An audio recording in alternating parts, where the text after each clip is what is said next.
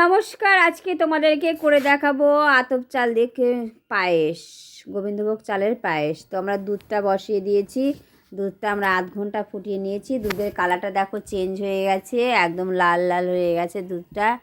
এবার দুধে আমরা যেহেতু পায়েসটা করব তার জন্য গোবিন্দভোগ চালটা আমরা ধুয়ে রেখে দিয়েছি জল ঝরিয়ে, তার সাথে কিশমিশ কাজু, আর আমরা এটা খেজুরের গুড় দিয়ে করব পায়েসটা।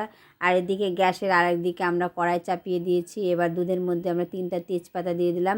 তেজপাতা দিয়ে দিলে পায়েসের গন্ধটা মানে আলাদা রকম ফ্লেভারটা পাওয়া যায়, ওই জন্য তেজপাতা দিয়ে দিলাম। এবার গ্যাসে আমরা কড়াই তো আমাদের মোটামুটি গরম হয়ে গেছে। এবার আমরা দিয়ে দেব দেশি ঘি, 2 চামচ ঘি দিয়ে দেবো। ঘিটা আমাদের গরম হয়ে গেলে আমরা দিয়ে দেবো কিশমিশ আর কাজু।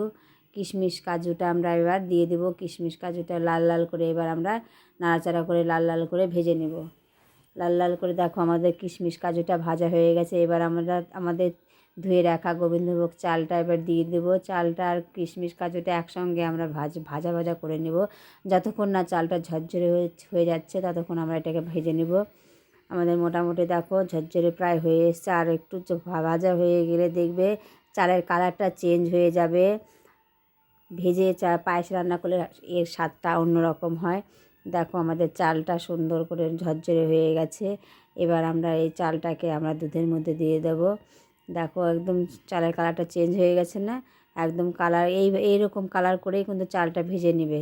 এবার আমরা দুধের মধ্যে দিয়ে দেব। দুধের মধ্যে দিয়ে এটাকে আমরা কিন্তু মিনিমাম 10-15 মিনিট এটাকে নাড়াচাড়া করব। যতক্ষণ না চালটা সিদ্ধ হচ্ছে ততক্ষণ এটাকে আমরা নাড়াচাড়া করব। দুধের কালারটাও দেখো কত সুন্দর হয়ে গেছে। আর এদিকে আমরা চাল দেওয়ার আগে কিছুটা দুধ তুলে রেখেছিলাম, দিয়ে এর মধ্যে খেজুরের গুড়টা দিয়ে দিলাম। খেজুরের গুড়টা খুব শক্ত ছিল, ওই জন্য খেজুরের গুড়টা দিয়ে দিলাম একটু গলার জন্য, নরম হওয়ার জন্য। আর এদিকে চালটাও আমরা একটু নাড়াচাড়া করবো। দুধটা দিয়ে এর মধ্যে যে চালটা দিয়েছি একটু নাড়াচাড়া করব, না হলে তলটা লেগে যাবে, ওই জন্য নাড়াচাড়া করব। আমাদের দেখো মোটামুটি হয়ে এসছে। হয়ে গেলে বোঝাই যাবে দুধের বলকটা যে অন্যরকম হয়ে যায়। দেখো আমাদের কিন্তু মোটামুটি হয়ে গেছে। এই দেখো চালটাও সিদ্ধ হয়ে গেছে। আরও 2-3 মিনিট এটাকে নাড়াচাড়া করব। আমাদের কিন্তু এটাকে সময় লেগেছিলো, যেহেতু দুধটা আমাদের অনেকটা ঘন করতে হয়েছিল। আধ ঘন্টা ধরে আমরা দুধটাকে ফুটিয়ে নিয়েছিলাম, তো ওই জন্য দুধটা ঘন হয়েছিল। আমাদের এবার হয়ে গেছে। দেখো দুধের কালারটাও চেঞ্জ হয়ে গেছে, দুধটা দেখো ঘন হয়ে গেছে, চালটাও আমাদের সিদ্ধ হয়ে গেছে। এবার আমাদের দুধের মধ্যে গুলে রাখা পাটালি গুড়টা অর্থাৎ খেজুরের গুড়টা আমরা দিয়ে দেব। খেজুরের গুড়টা দিয়ে এর মধ্যে ভালো মতো করে নাড়াচাড়া করব। আর একটু যে একটা যে টুকরো ছিল শক্ত, ওটাও দুধের মধ্যে দিয়ে এটাকে নাড়াচাড়া করলে পাটালি গুড়টা সিদ্ধ হয়ে যাবে। এই দেখো হয়ে গেছে।